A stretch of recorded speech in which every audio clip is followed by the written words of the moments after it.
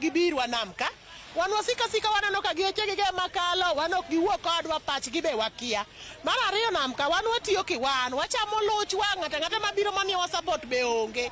Ot nogernwa kae, yamo kobiro, koth gowa kara dar waringo manyo manotende mwabuoke. Koro ber mwaneno ahinya onge. Rech wamanyo gi luchwa, wamanyo pesa mwanyiewo guys, mwakanogo rech. Koro kwane ber. Telo manyien waparo ni kodonjo, to en onyalo nyise sida ma wan go, onyalo konyowa. Nikech telo machon pok obiro monene kata sida ma wan go, kaka wan jorech mondo mi giwuok kodwa wang'isgi sida ma wan go. Wadwaro ni kata mana chone go gernwa kama marwa mar johala, inyalo ndik ng'ama ritonwa mwadhiye. Wanyiewo cho mwanyiewo no rach, omiyo watuo ok oler. Ok oler kata dichiel. To juok to wajuoko pile wagolo osuru, waonge gi choo maler mwanyalo dhi. Choo mwadhiye miyo watuo, kaka wan joma mine, okelo tuo mar gwanyruok. Kech washare choo. Taseloko kama ng'eny. Chandruok ma wan godo en mar rech. Nikech rech nyocho biro kama ng'eny kabisa. To rech gi ok gia Homa Bay ka kende. Moko a Turkana, moko a cage mopidhe nam ka, moko be a China. Koro wan gi rech matin, to rech wa matin gi ok wanyal ng'iewo gi yo moro maber, nikech ka gimako osebiro to koro makiketo bei mayot, to ka gitin koro iketo bei matek. Koro waneno niya, giduoknwa bech rech ma oko gi mondo wausi, nikech wahinyore. Osiptal kwadhi, osiptal to rach, kata an nyocha tero jatuo. Osiptal kidhi kata Panadol tinde wang'iewo. To osiptal kidhi onge kata ng'ama konyi maber. Inyalo we piny kanyo tikoni ni dhi ng'iewo kel pesa kata Panadol ginene mipime remo cha ang'owa. Mipime remo cha mipime remo yando kwaya Sh750. Koro kopime remo to nadhi gotieno gi jatuo. Koro osiptal to rach mok dang' wawuoye, nikech Panadol ing'iewo Sh500, kwatem cha no kona na ng'iewo Sh1,500.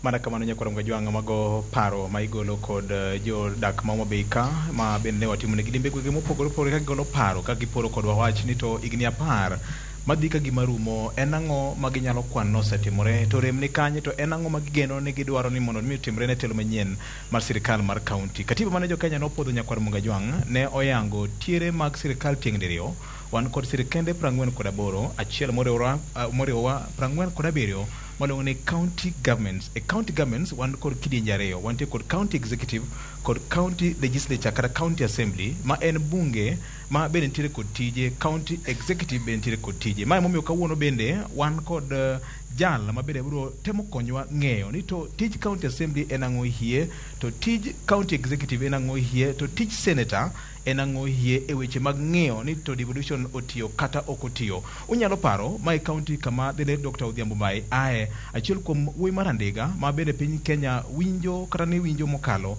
e kinde mane loso katiba mar piny Kenya mane odhiro wach mar bedo kod sirikal mar kor gwenge. Na lieko kacha ni wan kod wards 40, wan kod constituencies aboro duto kod kwano oganda ma jolto mburu mar mo 551 kalure kod anono mane ogol kod IBC e dwe mar 6 higani ka wadong' kod ndalo 22 kende to wadhi e yiero nyakwaro Gweng. Kaka naseng'isi an kod welo ma bende biro temo konyowa fuono mokuom weche ma timore e kaunti ni mano ma Homa Bay odhiambo kawuono. Yiena mondo akaw thuolo mar rwako Washington Ogutu Kale. Washington mose nyikwaro Gweng ting'iswa ni to ka ichung' e longa.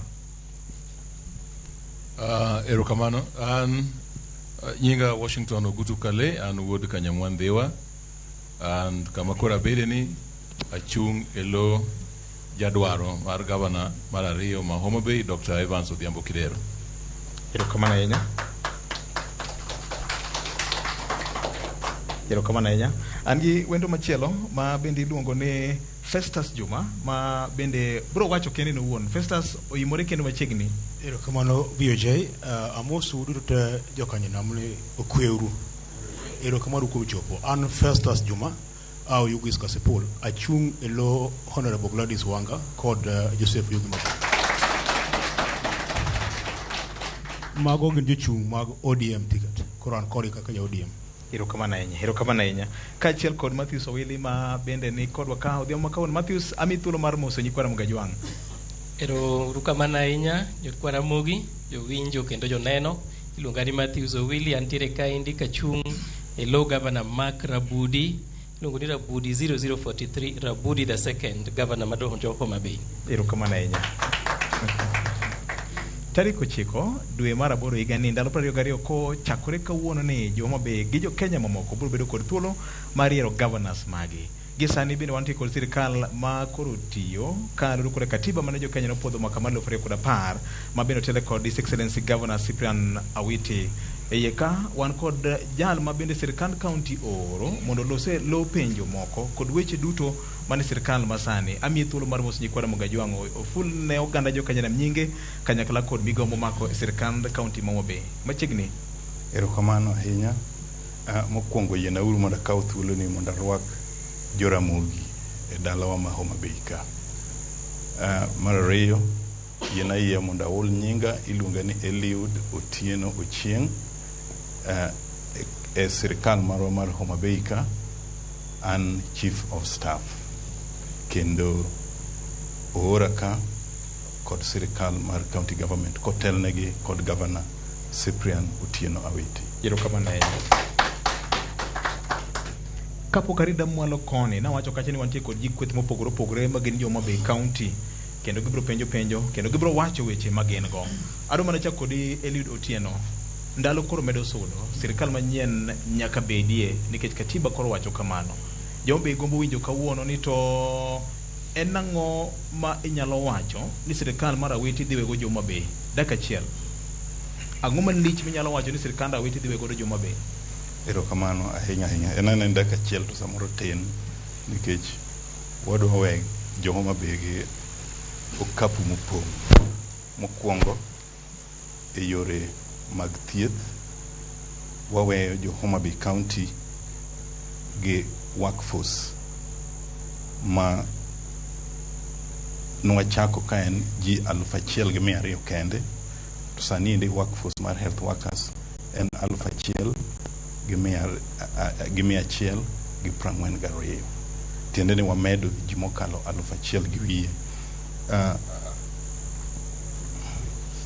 Mar ariyo wantie kod kano wadonjo 2013 ne wantie gi facilities 166. Sani endi facilities gi gen 326. Tiende ni wamedo facilities 160. E Homa Bay County Teaching and Referral Hospital gima duong' mwawe kacha en the 10-bed ICU to gi 24-bed HDU facility. Wachak wawe kanyo ero 3,200 liter oxygen tank. Kendo e osiptandwa mo Yugisbe waweyo oxygen generator ma nyalo fill cylinders 26 every day. Mago eko obiro nikech wach mar tuo mar COVID kano biro.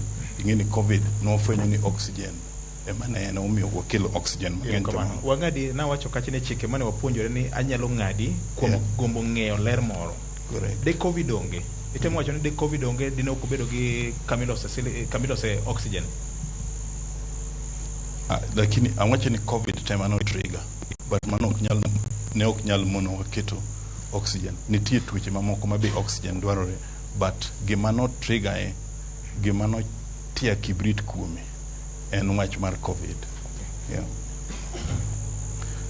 Machielo ung'eyo ni Homa Bay chwaka malaria ne ng'eny kendo gimiluongo ni malaria prevalence ne en 30%. Samwa wuoyeni malaria dok piny kendo the prevalence mar malaria en as low as 3.6%. Homa Bay chwaka kan wadonje tuo mar ukimwi ne ng'eny kendo prevalence mar ukimwi ne en 26.7. En manen malo mogik e Kenya ka. Sani endi odok piny kendo wawuoye 18.5%. Ng'ato nyalo paro ni 18.5% nodong' pod ng'eny ang'enya, to mano ero ng'iso ni ya jok mane ukimwi osemako onge mosechango, to we are happy ni mang'eny ahinya mapok otho. That is why pod prevalence rate obedo retained after 10 years koka en 18.5. Gimachielo ni mana e wach corona chakane corona chubiro, we came up gi osiptande moko ma special mono luongo ni isolation centers. Isolation centers go tiyo kendo gibedo equipped mageko wawego jo Homa Bay, kendo gintie every sub county. To sub county madongo kaka Rachuonyo North kata Karachuonyo sub county kata Karachuonyo constituency gintiere 2, kendo Ndhewa be gintiere 2. Achaka teri e weche mag water. Ung'eyo ni pi ema determine health status. Kasama pi ler to tuoche be tin.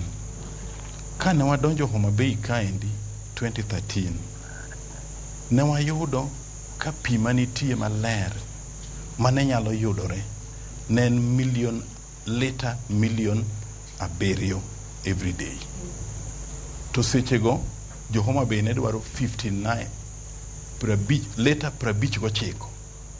Tiende ne ya wadwaro lita 59 to lita 7 million kende emane ntie.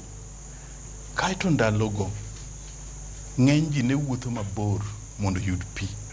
Kilomita no ne 7 an average mondo ne ng'ato yud pi. Sani samo wene jo Homa Bay dwaro 70 million liters odiochieng' kodiochieng'. To wase manegi to keto production mondo bed 58 million liters. Tiende niya wantie gi deficit mar 12 million liters. Gino ero omiyo distance mane ji wuotho kilomita 7 cha sani pod ji wuotho to dok piny en 2 points. Adwa ng'adi mana matin. Yes. Nitie dayo moro. En chuny gwasi kigoto kacha. Sami ng'ise kwan mag cubic meters gi e wach mar pini. Otemo ng'iyo kaka onyalo tudo gimiwacho kod gimonene ground. King'iswa ni usekunyo boreholes adi, king'iswa ni pi useketo machiegni gi jopiny mar chalo nade, mopogore kod kwan mane otas mar book mag statistics. Wapani mane e kama nadhi bire, kamano.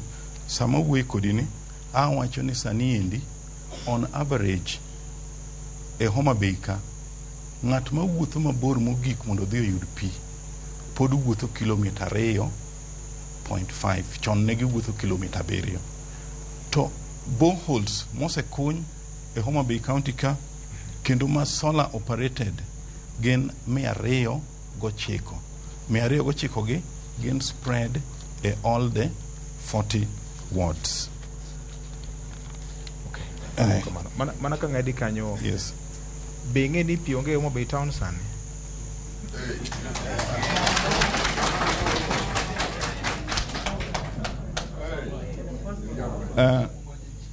Ang'eyo ni pi nyalo bedo maonge Homa Bay nikech nyala bedo.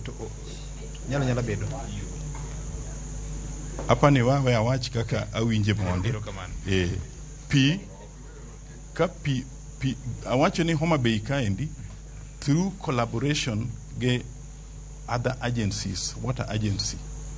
Sani endi production mar pi Homa Bay ka ringo dhi to 10 million liters in a day. Tang'eyo ni nitie H in terms of reticulation, tiende ni last mile, mondo pigno ero oa kuma osebedo produced mondo ochop ne ng'ato ka ng'ato e ode kama chiegni go. Wanyalo bedo kod HS. One of the HS manyalo bet en ni samoro challenges mag stima. To challenge mar stima no is already being addressed fully nikech the Homa Bay water cluster sani endi moving forward udhi bedo solar 80% solar operated. Tiende ni wadhi dwaro mana stima migwego mondo chakre kato koro solar ema dhi goye. Nitie pipes mang'eny mokethore, seche moko kiloso ndara pipe okethore ka. Mago gin challenges ma samoro nyalo miyo pi bedo maonge, to production pi moselosi manitie monego chop ne ji to nitie 10 million liters every day for Homa Bay town.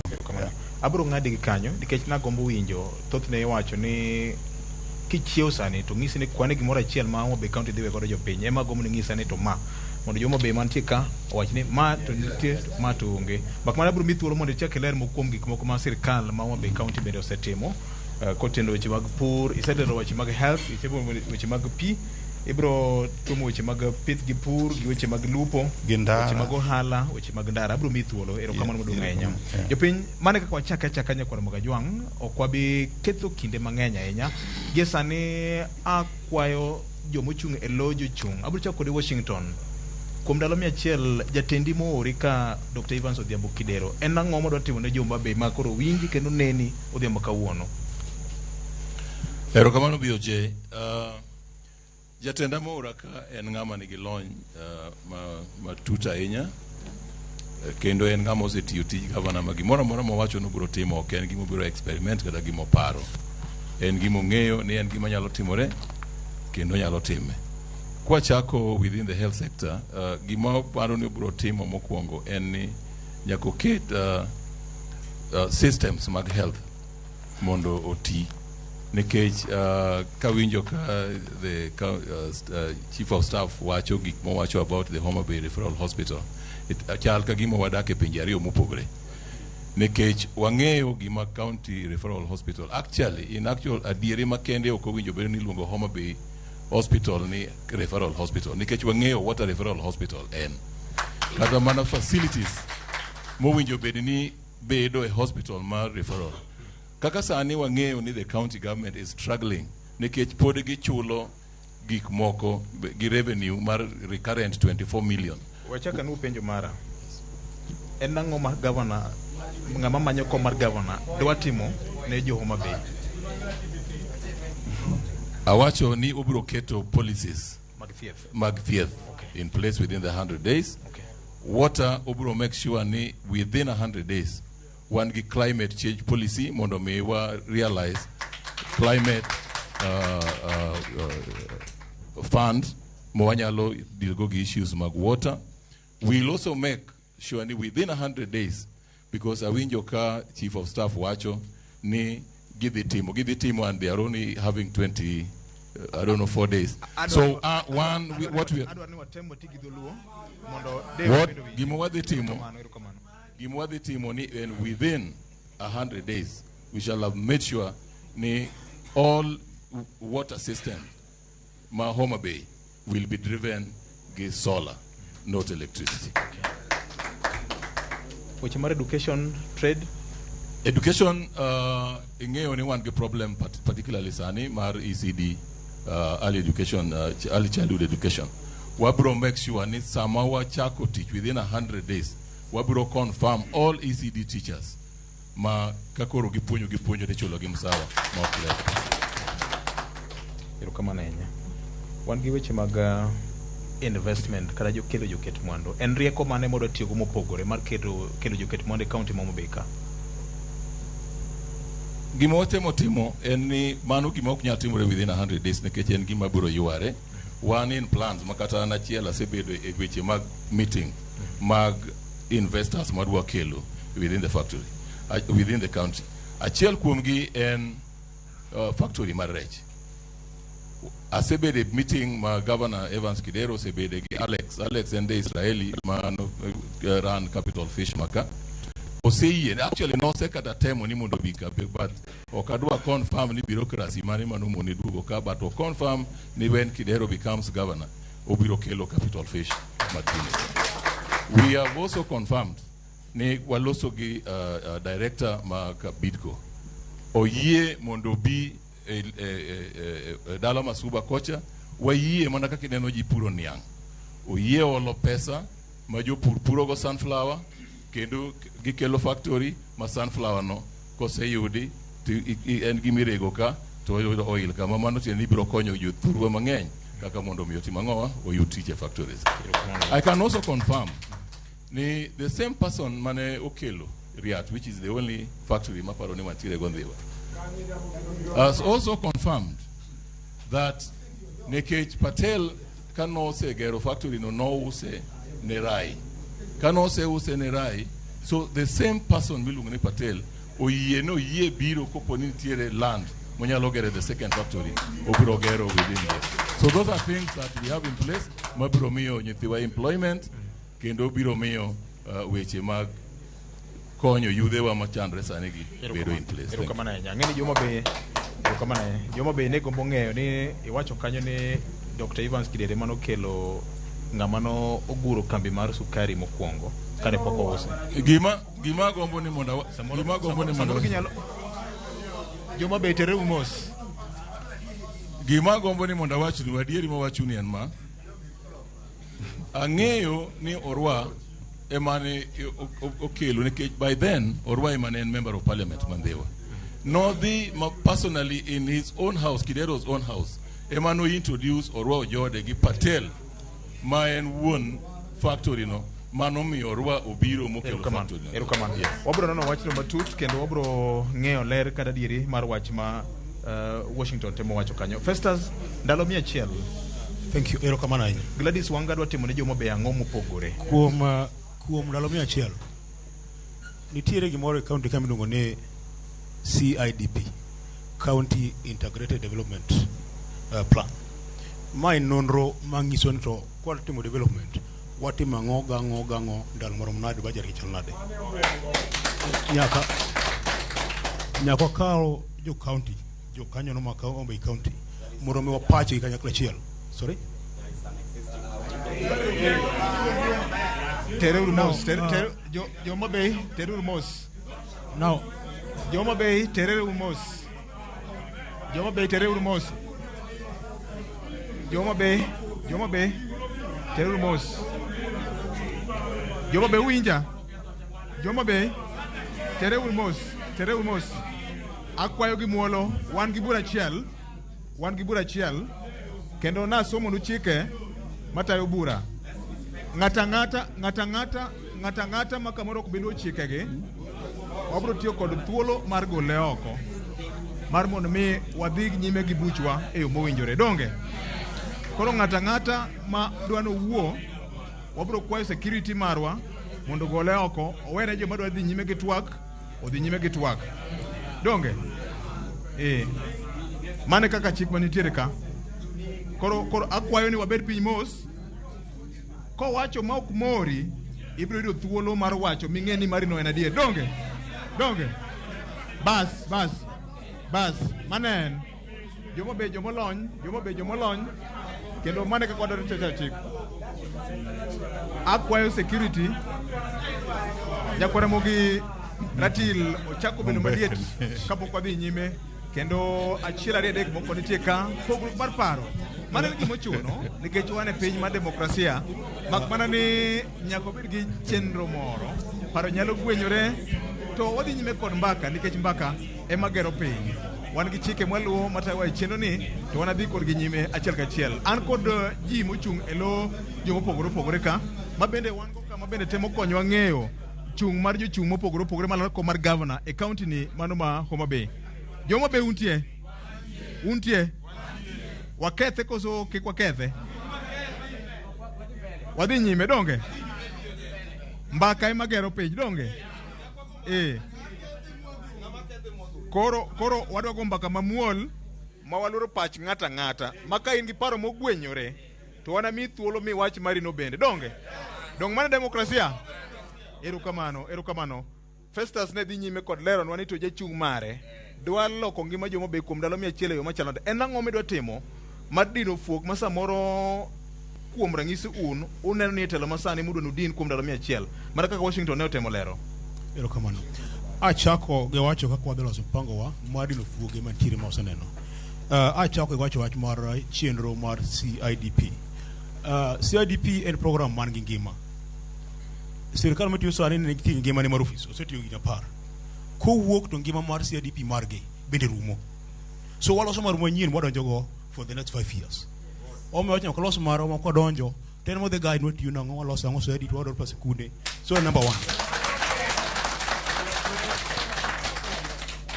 Number 2, what want him very quickly and yore mag thieth. Awinjo ka jari mo wenyi mokongo wacho weche mag Homa Bay Referral Hospital. En adieri ne Homa Bay Referral Hospital ni condition marach. Wala no kodonjo kanyo to ngito physical infrastructure gedo makanyo chal nade. Ntimo ko manyaka timne green innovation enuo gi wichogi. Itimo nyaka ger manyien mondo chal referral hospital. E kan tire wards siricho kanyo manyaka to ward facilities ben tire gima chalo ne karoje tu ter kanyo.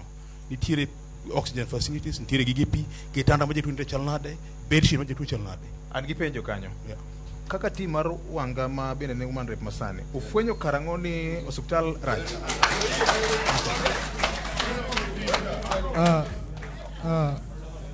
Angene katiba mar piny Kenya opogo tij ng'ato ka ng'ato.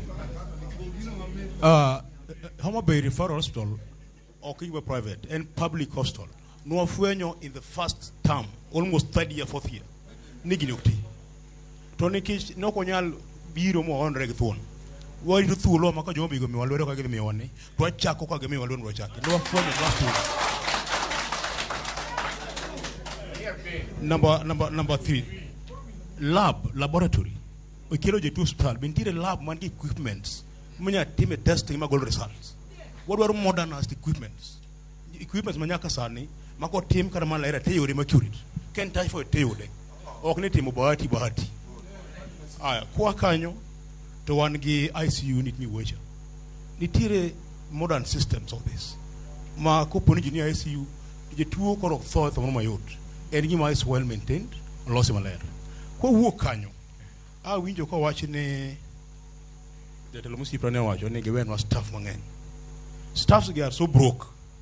Samoro gi gomo, samoro pesa onge, pesa delay. Nyako bedi system. Nyako bedi chenro makare ma staff, doctors, health workers. Inyalo chul samu injure. Ka di rumo. Ka ji puncha msara, doctor cha msara. Ka managers cha msara and executive officers in the county cha msara, doctors na kachul. Health workers na kachul. Not as it is today. Sani chikni rumo. Ka the nyimentiere community health volunteers. Jogi tiyo gutieno gudu chiengi tiyo community gine mangi doanyere ju tupe le kapele. Tiyo gi only 2,000. Wadwa kilo system makabe to thiri gine nyime to almost 5,000. Tete mo direct transfer in their funds. Ok being attentive. It is simple. Manu within 3 months. Eka one ambulance services. Homa Bay ka onge ambulance. Ambulance wacha kutichika no wuok Kasipul mwana waketo Nyangiela Health Center mana network Kasipul no donate ka wanya ko belgi ambulances manyalo network this county ko poni ma mo to sena gutieno kata mana kudira ndewa kuche gutieno bin tire yo manya chupo ko Bay ka referral hospital bin tire mo chupo ko mana ndewa town kende nyako belgi networking of ambulances manya to ma within 100 days eka one koro ECD kako woni onge modern ECD facilities Homa Bay chope manyithindo adhi ECD ka en chuma ng'ama duong' kama nyalo dhi dhoge duong' nyathina donje onge changing rooms oro ket mago te onge lunch program mar ECD ono wager gimoro ma ka nyathi dhi school onyalo chiemo ko dhi no pono loso room ilose kuchi iloke maler mo bet change mogik water system what the team of resource mapping ntire pi mang'eny mano konyi county government and other agencies to gibedo developed no konyi mabedo kept oda kao M&D department uguthe entire county mame wa database ni adimo koger adimo we start from there.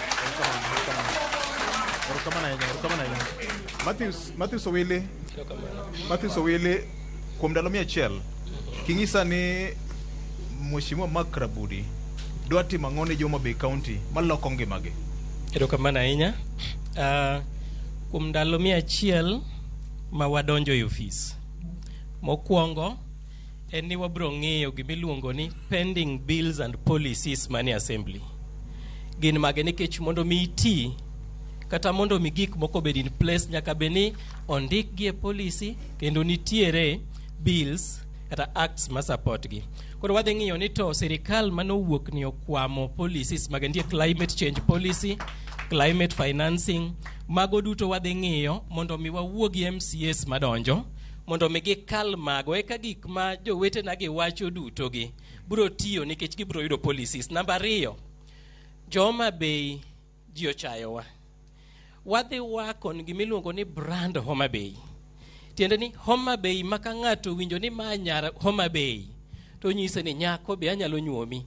Sani endi ka ng'ato yudo nyako moa Homa Bay to wacho niya Homa Bay molal malichande apani joma kanyo timore nade ok ni kare. Koro wadwa tiyo gi the media mondo mi obed gi positive reporting mar Homa Bay, gik mabeyo matimore Homa Bay obed branded. Machielo ete modhiro wach ne kuom wane wasebedo kotimo gibiro negative reporting. No, but waburo partner gi the media mondo mi watim positive gima usebedo kutimo in the right thing. Article 33 gi 34 mar katiba. Yes. Omiwa teku jopiny gi ratiro mar ng'eyo. Wambe wan gi tijwa mar timo mar menyo gimoro amora kaka en no. Kaka en no. Koro wadhi timo gimiluongo ni positive, tiende ni gik mang'eny mabeyo i Homa Bay machalo ron antelope mantie Ruma gik makamago wadhi timo nigi positive branding. Kaito kwa donje health, within the first 100 days wadhi pogo health into 2 sectors, preventive health to gi medical health. Tiende niya mondo mi kik ji mang'eny bed matuo magipong' referral hospital mok dhi maber, wadhi empower CHVs, wadhi keto pesa e simbgi kaito gitiyo piny kanyo mondo mi gikony jopiny ogeng' gamo tuoche manyalo miyo gidhi e osiptal. Kaito kwa duogo e medical health to wabro form a task force within the first 100 days mondo mi ononi to kanye gi kanye matuoyo weche health, kendo task force no endo jogo mantiere in the health themselves will be so much involved. Kaito ka watieko kanyo endo to wayudo gima tuoyo gi to wadhi mbele. Eka ECD wabro miyo jopuonj mag ECD nyiero ka watemo mondo mi ng'ato ka ng'ato obed kod permanent contract koro tiyo kong'eyo kumodhiye.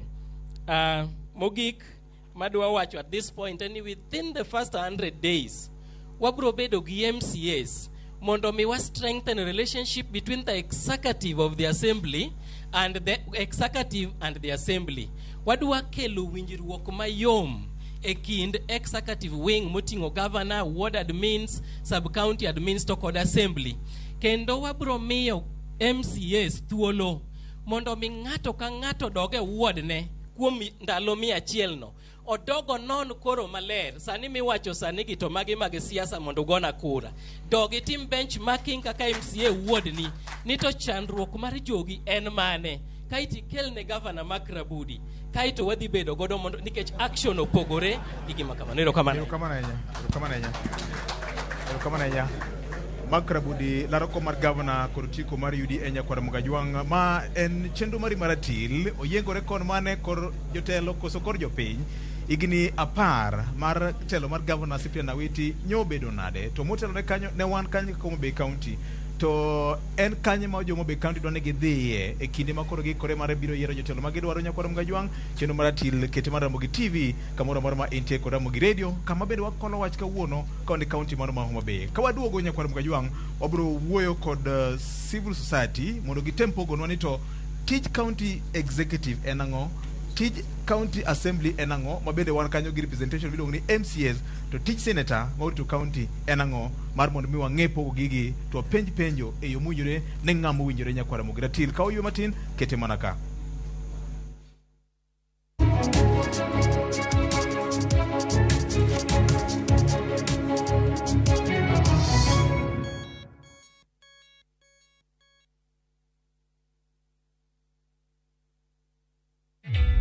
Introducing a new way to earn cash every time you buy airtime. Simply dial *487*2#. Buy airtime, pay for electricity or water bills for you or someone else, and get paid papo hapo.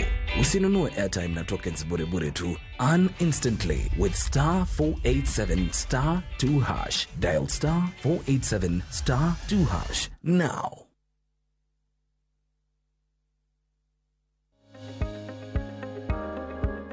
mo ma ichamo winjore obed matin ne atamalo 30 mag kwan mag teko ma ingo e dendi. Mae biro duoko chien okang' mar bedo kod pek mar del mokalo alama.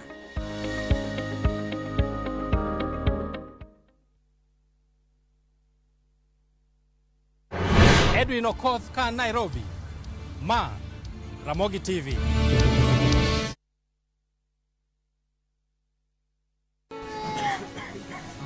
How can we offer a better healthcare system?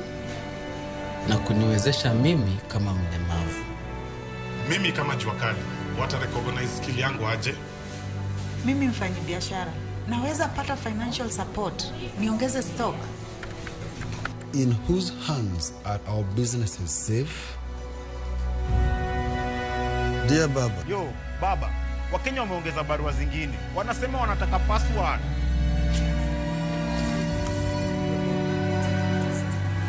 Barua tumesisoma. Wakenya, tumesikia maoni yenu. Hii ndio password. Inawezekana.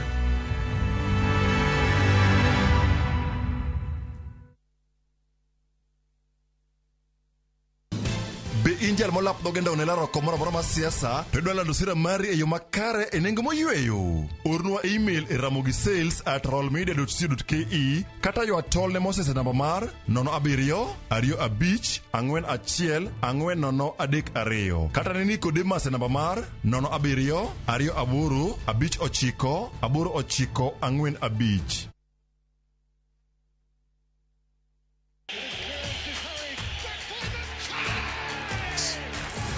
Have doodles taken over your home? Hey, I need to suck your blood. Get Bolt and get your home back. Unlike other insecticides made from toxic synthetic pyrethroids, Bolt is made from 100% natural Kenyan pyrethrum, making it gentle on you but deadly on flying and crawling insects. When doodles strike, stop them dead. Bolt insecticide, gentle on you, deadly on doodles. Get Bolt insecticide today.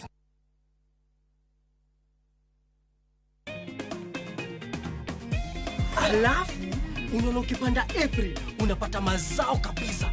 Alafu hata ng'ombe asipendaji baridi, lazima uzinunulie duvet. Pata hadi 100% data zaidi bila kulipa zaidi. Imarisha maisha on the fastest and most reliable 4G network in Kenya.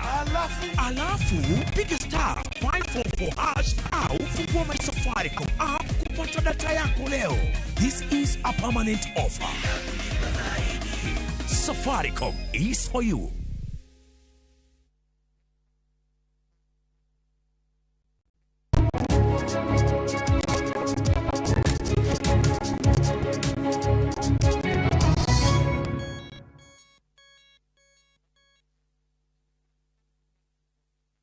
El teko japiny. Erokamana. Mano iluongo ni Japheth Ojijo kendo en jal mochung' ne puonjo Uganda weche kata bedo gi ng'eyo. Iwacho ni bedo gi ng'eyo nyakwar Mgajwang' e chakruok mar rieko. Kodhi nyime kotemo fuono ni to tij MCA en ang'o gang'o. Japheth, pore mi thuolo lenwa ni to governor to tije en ang'o mounted the county executive. Governor kapok awacho tije wang'ia ni thororo mar sirikal loch gweng'. Achiel okelonwa mwandu machiegni kata pok ma inchok wayude. Mar ariyo okelonwa migepe piny kae. Mar adek okelonwa teko mwasebedo kwa onge ga godo. Koro teko ni wawene MCA, wawene governor kar mwandu gineno ka migepe dhi maber. Koro achiel kuom tije governor en ng'iyo ni to chike mokete sirikal mamalo gi county ka machopo dwach jopiny be dhi e yo makare. To mar ariyo nikech wan gi teko marwa be wasolo kata choko pesa manyalo miyo dwach japiny mondo dhi nyime. To mar adek wachako ng'iyo to tije mek county be dhi e kaka wadwaro gi chike ka tenore gi weche moko adek. Achiel gigo mochan ma dhi chopo mondo gigo timre moluongo ni policy. Mar adek en bedo gi chikni molieki manyalo chopo dwach jopiny. To mar adek en chik yie moketi. Koro magi gik ma governor onego lu mondo dwach japiny mondo chopi. Kingiso ni to pesa mar county migolo ga sirikal mamalo ipoge ga nade? ikele ka kowacho ni Homa Bay County dhi yudo bilion 9 ikele wang' achiel kose ibedo ga nade sama upuonjo jopiny ung'iso gi nade? Yuto mar county opogore kendo ni kidienje opogore. Mawuok sirkal mamalo ok on source revenue cha. Maya mamalo moluongo ni equitable share. Yes. En oluwore gi pesa ma sirkal ochoko kod formula ma Senate oketo mondo pogo pesa ni kadhi piny ka. Kaka wan e Homa Bay County wasebede bilion 7 kae kuom higni madhi 4. Mak mana conditional grant to dok chien. Erokamano. Pesa de kipoge kata kikele kwa Homa Bay County hik manyonge yudo 7 billion. En pesa mikele agulu mar Homa Bay County nyadichiel koso ikele kidam ikele ga nade sama upuonjo jopiny? Pesa ni ok kele ga dichiel. Bang' ka wasetiekore gi Appropriation Act e Assembly e okang' mogik makoro wakalo chenro mar ADP, Annual Development Plan. Ka osekalma wabiro gi supplementary budget appropriation act. Nitie kaka control of budget temo golo pesa gi bang' dweche 3 kata dweche 3 kaluwore gi county government oketo negi. To mae igole kaluwore gi county kaka butiyo gi pesa no kaluwore gi chik. County ka ok dhi maber e weche mag dongruok e wang' jopiny, ng'ama onego bed ni siemo wang'e? MCA, senator koso governor? County ka ok dhi maber, jogi te are responsible. Okay. Senator tiji to enang'o hie ka? Chutho senator nigi tije 3. Achiel en tero interest mar county kumoae no. Mar adek en loso chike motenore gi weche devolution. To mar adek en ng'iyo ni to allocation mimiyo counties chal nade. Senator marube timo mago jo Homa Bay? Okay. Bakwane onge ka do bedo ka do duoko mago te. Okay. Erokamano. Ang'eno winjo radio kendo neno do bedo ka dino duoko mago duto te. Erokamano maduong' ahinya. Jafeth kaporan mana kodi. Jafeth king'iswa ni to public participation un kaka joma puonjo jopiny e Homa Bay ka itime nade? Erokamano. Nywando pach jopiny e weche mek telo makare kod dongruok. Chik oketo nywando paroni e yok moko 2. Achiel inywalo paroni e weche seche miloso chenro mar county gi seche miloso budget. Mago gik moko 2 manyaka wang'e. Sama iloso chenro en sama oketo okenge mar keto gik monego timne jopiny kaka CIDP manjo kiwuoye kae, kaka ADP manjo kiwuoye kae mondo dhiye maber. To kidhi pend chik mar 201 constitution marwa ogolo kaka public finance management onego tim. Kaito koro akena be context mar Homa Bay County. Homa Bay County public participation e weche mek kao keto chenro okosebedo maber. Jopiny okosebedo kikelo machiegni mondo go mbaka kaka onego giket weche gi mondo bede chenro. To kama koro rache mogik. Erokamano. Elwid, public participation okutim koso time utime nade nikech erokamano jopiny erun mos jopiny erokamano Homa Bay. Ingeni e higa mar 2010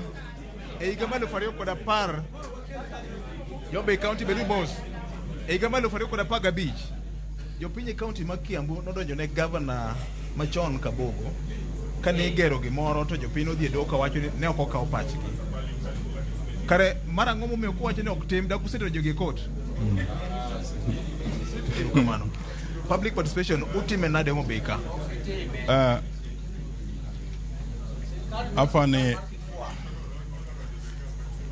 akwaye ni ulinguru mondo duok penjo. Dong penjo kuome. Duok penjo no.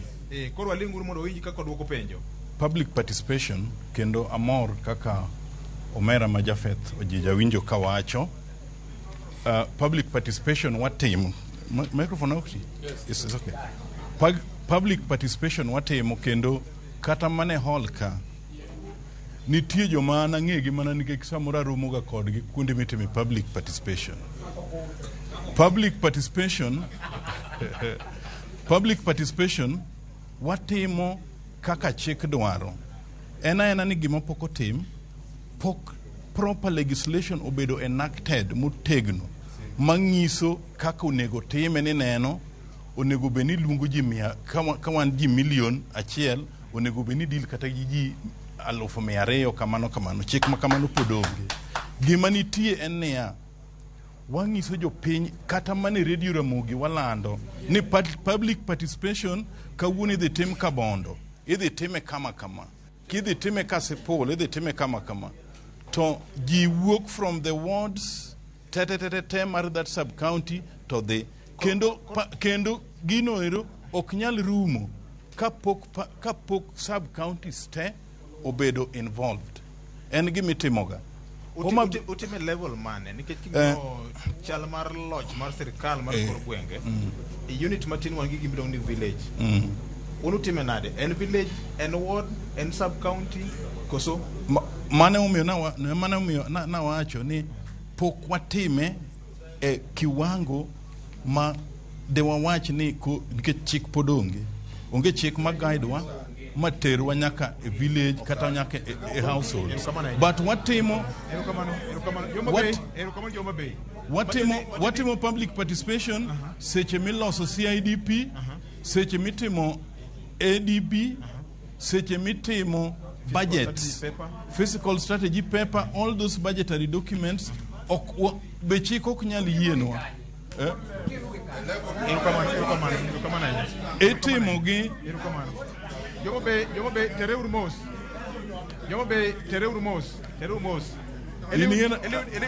wacho moro ka ni chik onge matayo kaka sirkal kaka onego bed timo public participation maitemo wacho ni MCAs monego bed loso chik emorem loso chik matayo chenro mar public participation koso nango ok en kamano nitiere bill ni already one kaka sirkal Nwase identify that loophole and the cabinet has already come up with a bill and the bill has gone to the assembly mondo bed passed the bill ni en bill ma put into effect mondo public participation obed more effective and one more original executive or originate from the executive any assembly gi stage man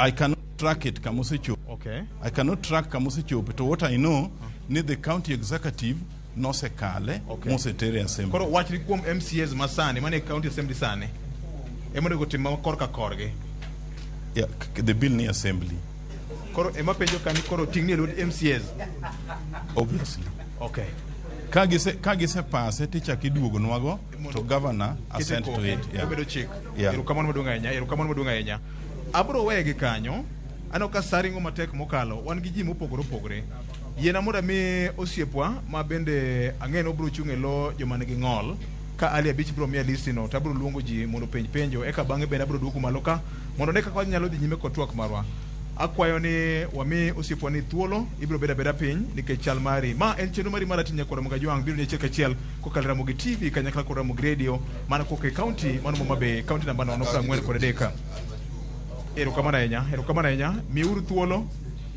erokamano ahinya ibro wacho nyingi to abro mi thuolo mar wacho nyisowa ni to wan kanyo Homa Bay county kaka un jogo ma nigi ng'ol interest maru be osechopo kar gi sirkal mar Awiti to ne joma biro e office manyien en ang'o mudwano gitim kaka joma nigi ng'ol. Thank you very much. All protocol sir. Wacha gi dholuo iluonga ni Okapela of Jambukeyo. Homa Bay sub county, Homa Bay town sub county, Homa Bay East Ward, incoming MCA. Now, Nehan chairman, Mark County, Mark people with disability. I'm addressing this people. Akwayo ni samo wacho wach ni ibro mi thuolo japiny we mondo wach makor ka kore donge ne wawinjore chike ka koro nyakwa mi luor chike ka donge Rockefeller dhi nyime. Nan chairman, the whole county representing people with disability. And I'm going to say, Rokamoni jogi ni mbele waka kabuono. Can it be joma ojuang a county Homa Bay in people with disability? Man a dear man kende.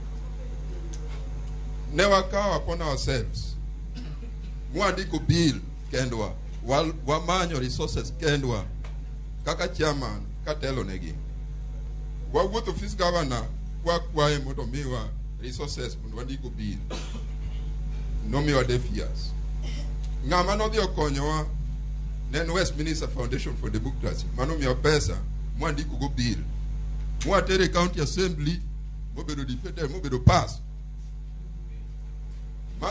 The national government will say, our current governor, Cyprian Awiti, was sent, Masani an act. What you could so pati.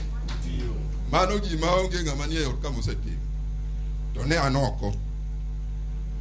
Act on a kanyo, it has not been operationalized. Nango. Onge policy. Manyamio act ni tekumundo kuti. The policy formulation and prerogative by the county government.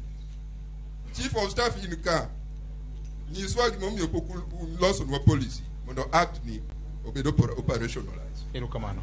Mano mokuom. Mara reyo. Anbeleka, an office areyo. An office of the woman rep and office of the governor. Woman rep ni mi yo pesa marangaf.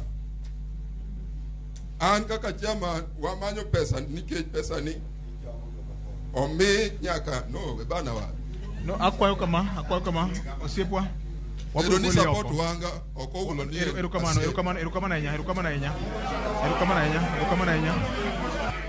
ahinya jopiny akwayo ni wabed mos nyikora Moga Jwang adwa kwayo ni wabed mos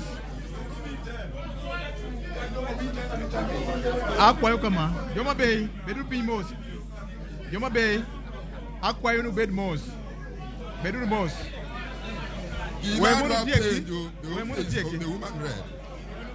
we mono tieki never make a proposal akwayo ni we mono tieki erukamano Rockefeller dhi nyime penjo bari mogik onge gima office woman rep osetimo ne jomong'ol Rockefeller an gi penjo ka koro kama Rockefeller kunya tiyo maber maduong' ni tudhi tiyogo nang'o erukamano ahinya mar ariyo anagone rita matin nawacho ni ng'ama tayo twak ema nigi thuolo mar ng'ado ng'ato e seche mowinjore koro nyaka mi bura nyawo woman representative onge ka ne waluongo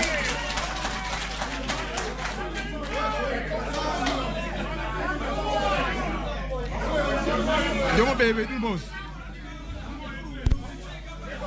kata kamano olero niya woman rep manyo kom mar governor en gi ng'ate ka koro ng'ate no biro duoko penjo no e lo ng'amore donge nikech omanyo kom mar governor e owe kom mar governor donge koro penjo mari mogik en comment adwa go erokamano ne the incoming governor Evans Odhiambo Kidero kanyo to kuom yie ni odhi implement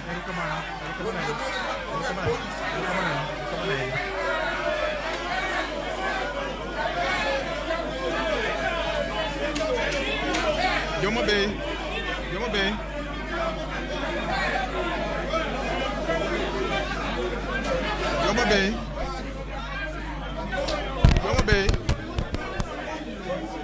Bay tarik 9 dwe mar 8 ndalo 22 kowuok sani wadhi go kura donge wan gi joma siro Gladys Wanga wan gi joma siro Kidero wan gi joma siro Rabudi donge kik wachal jok madwa tiyo gi thuolo ni e yor go poro ne ng'ati donge akwayo ni kipenjo penjo to penjo moriere ne ng'ama idwa nodwok penjo donge erukamano ahinya yena mura lwok jakom mar bunge la wenye nchi kapok arwako jakom mar bunge la wenye nchi jakom adwaro ni jakom mar bunge la wenye nchi ginyiswa ne to gin kaka jo bunge gi paro nade wach mar telo mar Homa Bay County higni 10 gigni mabiro to nitie penjo mopenji kanyo Festus adwaro nduk penjo mopenji no mapiyo dakika achiel then adwaro Eliud bende duk penjo kachiel kod Washington maparo ni jali bende penjo en ang'o ma un go ne joma nigi ng'ol kaka tim Kidero. Erokamano BOJ. Wacha kama aparo ni debate mwandu kani en gima dwa konyo waduto yawa man kocha gi joma ni koni. Ok gik mawacho te biro bedo ni maber, but when you listen tibiro yudo time mumi mondo iwach gimi paro ni okan ma wacho. Kech kopo ni ng'ato wuoyo to igo koko to koro wakawe e yo mopogore. Erokamano. Chike mana wawacho kanya kwa lodonge. Erokamano. Koro ne jomo ng'ol un gi paro mane un kaka tim Kidero. Wan mana kaka chande aparo no owadwa mowuoyo no wacho gik man kare kabisa. Ne gidhi outside a different body maok mar county momiyo gi loso ma county oloso an act. This act is not operational, operational. One, we have made a commitment to a meeting that Manewan go give the people with disability. The moment ma Dr. Kidero Odonjo Mobedo, the second governor of this county, that act will be immediately operational. It covers a lot of things that people will do. Erokamano Festus. Adwok gareyo, openjareyo. Penjo kanyo ni ng'ami chung e loe en woman representative. Kokalo kuom agulu man ngaf owacho ni giwuok nono. Un kod gi paro mane? Na wawach kama.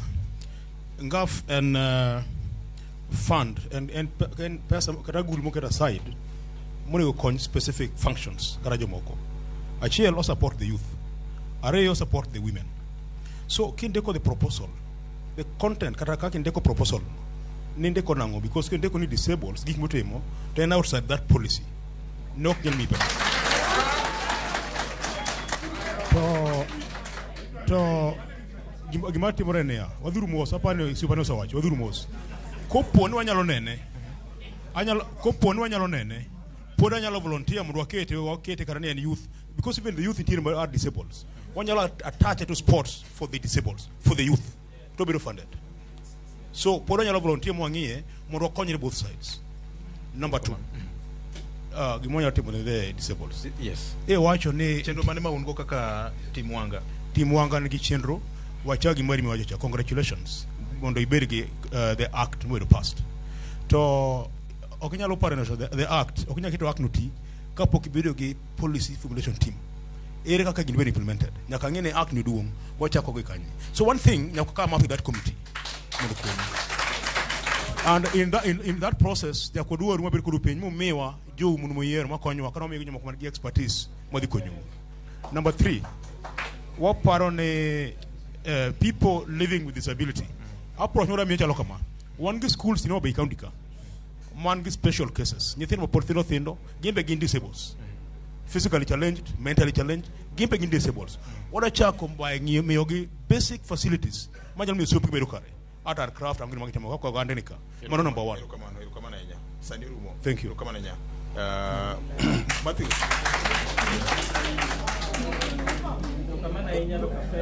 Odo konyo jowagi nade? Kamano Rockefeller kuom kelo wach mar the disabled. Kiwinjo the disabled to gin achiel kuom hustlers mwawuoye kande. Omiyo namba achiel wabiro dhi operationalize gima constitution owacho the 30% procurement policy.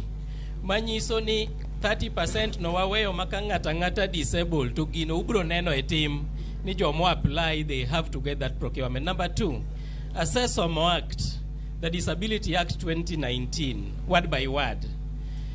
A act no endo VOJ no ndikie no winjo beni nitiere board mar the disabled mabede county ka mondo mi okony gi gik magetimo. Wan kwa donjo to wadhi ensure ni board no endo bedo in place, and one of the ways en neno ni policy otimore nade, policy obedo into place. So that board, the disabled can be sure ni udhi bedo gi that board and it's going to work. Kaito mogik wabro ensure ni key employment positions mag Homa Bay County Serikal mar Makrabudi bro neno ni jogo mar disabled oyudo opportunity kendo gibi compete against the other people. Erokamano. Koro mano Rabudi bro timo. Washington ingi wach moro mapiyo. Aparo ni akwayo ni wabedu mos Homa Bay, wabedu mos mondo wawinj paro ma yawa genego donge. Aparo ni nitiere gima maybe usiepna run away from, although ni obed kaka governor. But office ma women representative is an affirmative action office. Ma winjo bedni mo winjo bedni Joma Bay.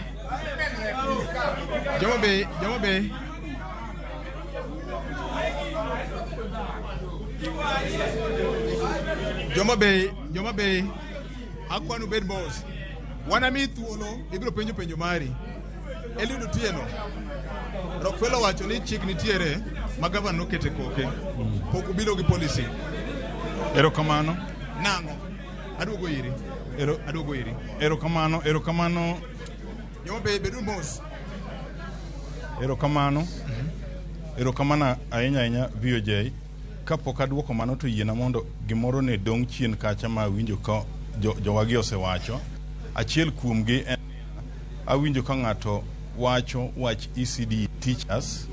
Tadwa mondo awachnu ni the employment mar ECD teachers to permanent and pensionable status ose ni at a very high level. Ma on Thursday week mwadhi chako ni all the ECD teachers are going to get permanent and pensionable letters as per SRC requirement. An gi penjo kanyo. Number 2 Eliud an gi penjo.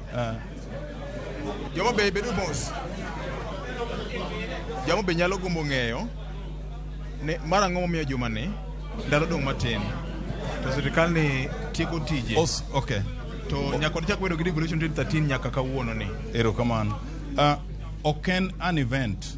Seche kane poka achopo e gik mwasetimo e area mar education. Okay. Achiel kuom gik nwayudo ka ECD teachers manondikne onge. Communities emane chulo jomoko msara matin mapuonje nursery schools go. To ka nwabiro nwandiko 1417 ECD teachers. Nwandiko gi employment status mar contract on county. To karomo on 2021, the process nikech ne nitie policy manyaka ne make through all governors through COG. So when the policy came out, the Homa Bay County no wacho nango koro our ECD teachers be koro wachak move because now the terms and conditions of service were now well laid the SRC. Now the cabinet decided ni mondo gino be implemented from 1st of July at the beginning of this financial year. Koro on Thursday, His Excellency the Governor will issue letters mag permanent and pensionable to all the employed ECD teachers. Kabiduogo pengi ni to penjo mar PWDs. Erokamano. Penjo enadiri the Disability Act nitie.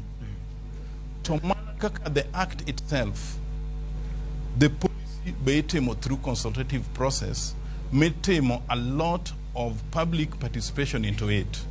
Upon mind is the process more drag, but it is there for a gap. There's people coming in, nyalo koro now come to actualize the policy. 2019 nyaka kawuono policy podonge, podutimo consultation, podutimo lalruok. It's not 2019, it's 2020. Okay. 2020 mobedi. Okay. 2020 mobedi sign. Erokamano madonganya. Nyakwala moge jwang magete biro niko kale nyakalondo mari mara Ramogi Radio, kale nyakala koda Ramogi TV. Odhiambo kawuono chenro mari maratil wagomba ka to wang'iyo weche mopogore opogore ma bentimre county mar Homa Bay. Jakom mar bunge la wananchi adwa bi thuolo mondo ing'iswa nena spokesperson Musa Inya, spokesperson mar bunge la wananchi. Ago mondo ing'iswa ni to un bunge maru ginang'o ka ng'o moyalo ma joma be onego beni koro ng'eyo. Thuolo mari daka chiel kende. Erokamano, an Otieno Logo, spokesperson mar bunge la wananchi. Wan gik moyalo en create awareness e kind jopiny sana sama county olando weche public participation. Radio to gilende gazette. Wa make sure ni ochopo ne jopiny mondo bi. En mani wayudo pek ni gikaw gini gicentralize kabunde ka ma ward ka ward igole ji aboro.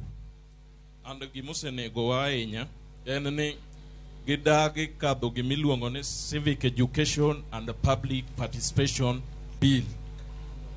Mane momiyo giyudo loophole momiyo ok giter gini to ward kidhi kar Kivutha nodhi nyaka village mondo japiny ogol pache gik modwano timne kanye ma loophole obede higa 10. Machielo adwa tero penjo ne achako gi jochung' adek gi. Awinjo ka giwacho ni within 100 days. Ana challenge gi ni mano miriambo nikech kidonjo governor chamo muma tarik 18 dwe mar 8, MCS chamo muma tarik 5 dwe mar 9, then koki advertise positions mag minister. Thuolo according to employment dwaro ni lande 21 days. Magi be assembly gi bed vetted. Mondo tijno chakre en gimoro December wasekadho 100 days. Machielo awinjo kuwuoyo to okituomo kar youths ni un kaka jochung governor nikech youth man gi namba mamalo ere kaka udhi keto youths mondo yud employment. Then machielo en women okawinjo kuwuoyo weche mag ohala to kanyo e mondiko mine. Koro ma penjo uni un gi chenro mage gi women. Then machielo koro dhine governor. In 2013, no sign agreement give Oasis International. New bill loso Tarmac Road, 204 kilometers. He divide ne sub county Aboru, almost sub county yodo 25.5 kilometers. At 3 billion.38. And Nyakasani, Kambini, no cow pesawa. To koloso ndara kata chiel kani chako gi kadongo Kendia Road. And in Mibedo Kani, Chief of Staff, in minister e kindego mar roads.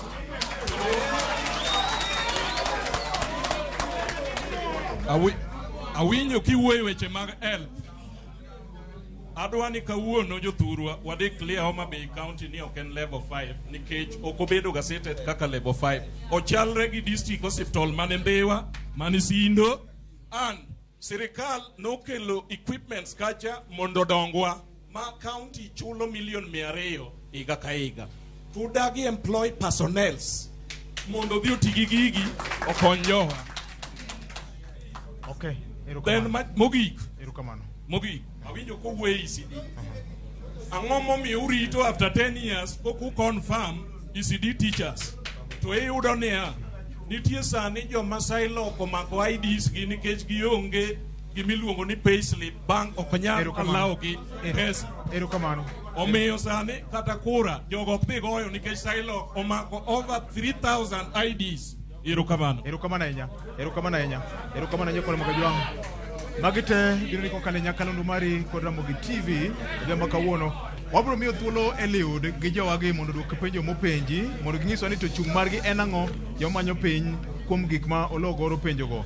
Wabro kawo ywe matutin nyakwa Magajwang' mondo Lydia kanyakla kod George Batio thuond weche e Ramogi TV kaachiel kod Fredi Jana mane Ramogi Radio. Wadhi nyime kod twak marwa mar ratil. Oyiengore kod mane nyakwa Magajwang', oyiengore kod jopiny magi Homa Bay County koso joma manyo piny koso sirikal masani koro tiyo. Odong' ndalo manok kende to gitieko tich margi. Ka waduogo abro kwayo Lydia Hongo kamoro amora ma entiere ipenj penjo mari e lo mine nikech wakikore donge. Dong wakikore. Dong wakikore. Mane kiti ka endi kamano madong' ahinya.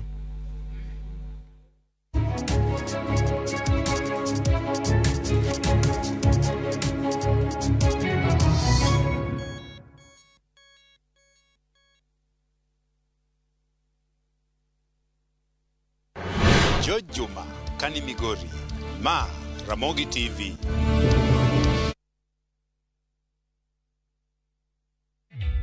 Introducing a new way to earn cash every time you buy airtime. Simply dial *487*2#. Buy airtime, pay for electricity or water bills for you or someone else, and get paid papo hapo.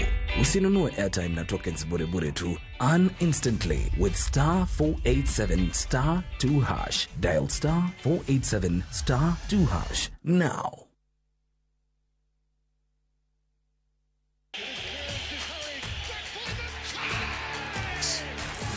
Have doodles taken over your home? Hey, I need to suck your blood. Get Bolt and get your home back. Unlike other insecticides made from toxic synthetic pyrethroids, Bolt is made from 100% natural Kenyan pyrethrum, making it gentle on you but deadly on flying and crawling insects. When doo-doo strike, stop them dead. Bolt insecticide, gentle on you, deadly on doo-doos. Get Bolt insecticide today. We shall legalize weed. Professor George Lushiri Wajakoya, Maroots Party. Semeni Baba Kea. Baba Kea. Raila Molo Odinga, Marazimio la Umoja One Kenya Party. Unajua mimi sina pesa ya serikali ama ya kashfa. David Mwaure Waiga, Maragano Party. Tunasema kazi ni nini? Code William Samoei Ruto, Mar Kenya Kwanza Alliance. Presidential Debate 2022. Kiki Lok Chendroni.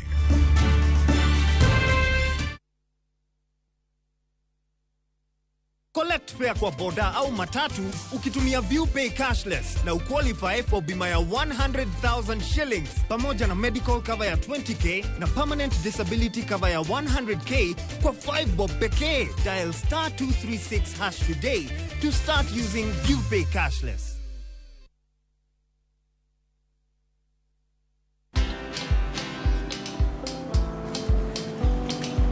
Niaje? Ni kama unashangaa kwa nini naangalia simu with so much focus, eh? Usishangae sana. Nimekuwa ndani ya story kabisa. Ni kama ile hali ya juzi. Ni kama nilikuwa hapo iki happen. And when this new market was being opened, ni kama nilikuwa hapo tu. Hata vile local tourists walipata special rate at the coast, I was there. And when this new road was being commissioned, I was right there. Na hata wewe unaweza kuwa ndani ya story wherever you are.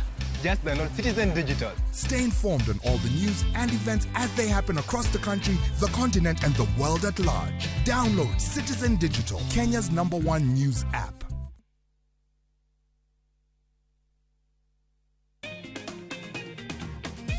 Alafu unaona ukipanda April unapata mazao kabisa. Alafu hata ng'ombe asipendagi baridi, lazima usinunulie duvet. Pata hadi 100% data zaidi bila kulipa zaidi. Imarisha maisha on the fastest and most reliable 4G network in Kenya. Alafu piga *544# au fungua my Safaricom app kupata data yako leo. This is a permanent offer. Safaricom is for you.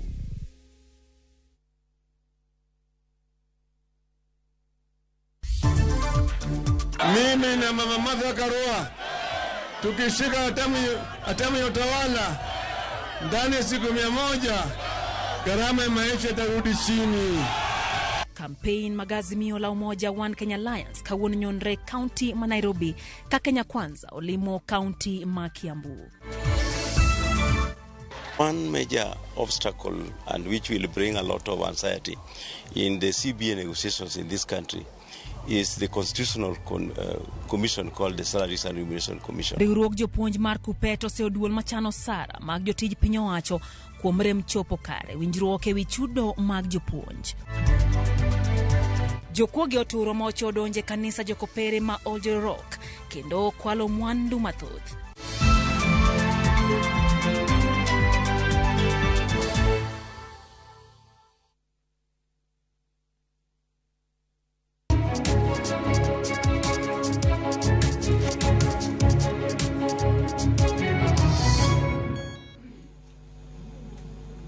Erokamano nyakora mgajwang twak podhi nyime ka beto tedore kendo obro chuna ni koro to alony nyaka koti marane nikech aloka joma be alony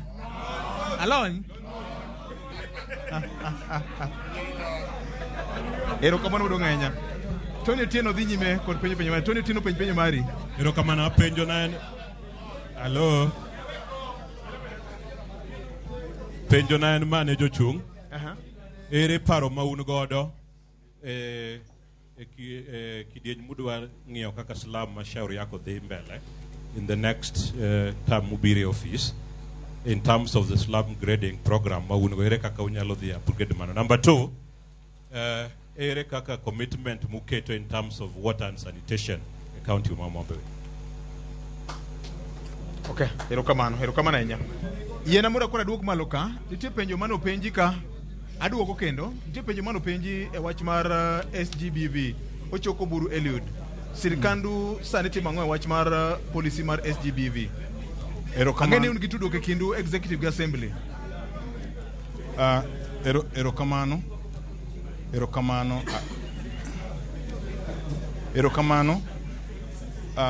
An aware ni the policy mar SGV no kele cabinet, kendo cabinet no more forwarded to the assembly. An aware ni the CEC in charge of gender, sports, money mar ministry no has already been tracking it assembly, but there are some difficulties. Maparoni, all that will be addressed. So as a government, as executive, kaka executive, the minister wa track kata temo follow gejo assembly committee mondo ongi kamo chope. At the moment samantie ni okanyal ng'eyo no sechopo kanye. Okay. Okay. Ndi penjo molo goro penjo ka.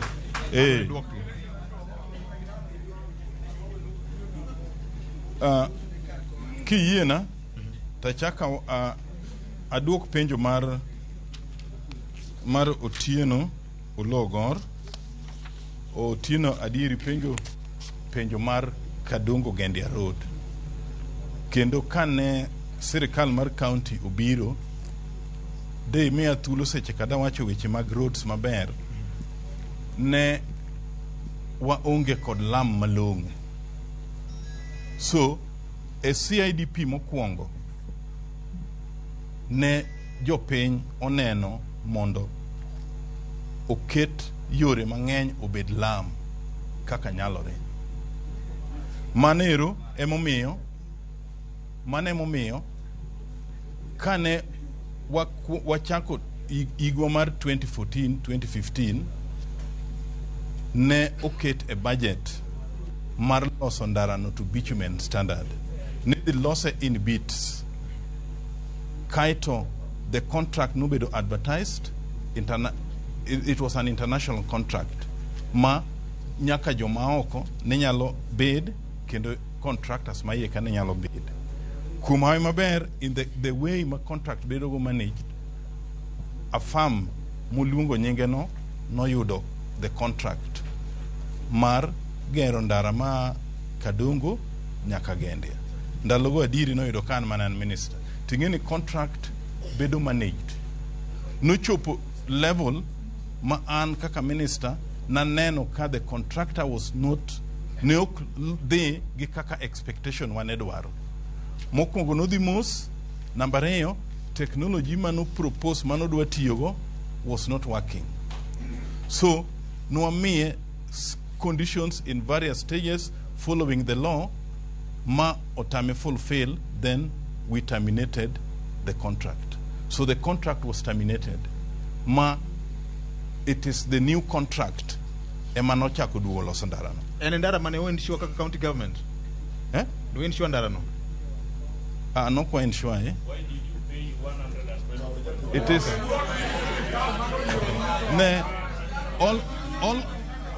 all contracts. Jopiny terumos. Jopiny terumos. Gima no bedo ensure. No penjo. Koro we mondo ler. Kok kiyie kod kako duoko penjo, to ana mi thuolo tibro penjo kaka iparo, kata akwayo kama. We uru mondo duok penjo donge. Dongo penjo. Udwaro ng'e adieri mar wach. Udwaro ng'e kaka chuma sirikal wach no. Koro we uru mondo duok penjo donge. Erokamano nya. Sama erokamano nya. Lydia Kiwinja ma en Homa Bay County kendo weche koro liet ano kanyo ka weche liet kabisa ma momiyo kawuono golo nyaka koti county ma Homa Bay kawuono. Eliud Otieno ma en chief of staff duoko penjo wach mar ndara ma wuok Kadongo nyaka Gendia, kendo wabro miye thuolo mar lero magi te Nyakwar Mgajwang' e chenro mari mar Atiro. Oyiengore kor ng'a? Kor jopiny koso kor jotelo? Igni 10 ma devolution county mobe osego kenge magenya kwa mjwang kete manaka